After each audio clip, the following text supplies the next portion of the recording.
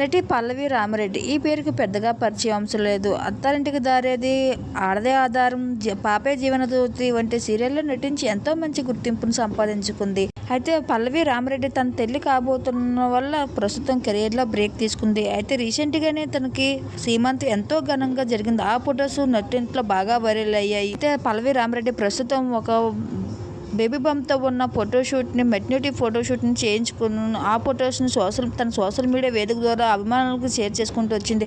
Black పిట్లో ఎంతో అందంగా కనిపిస్తుంది పల్లవి రామిరెడ్డి. ఆ ఫొటోస్ నుంచి అందరినీ బాగా ఆకట్టుకుంటున్నాయి. ఆ బ్యూటిఫుల్ ఫొటోస్ని మా వీడియో ద్వారా మీరు కూడా చూసేయండి.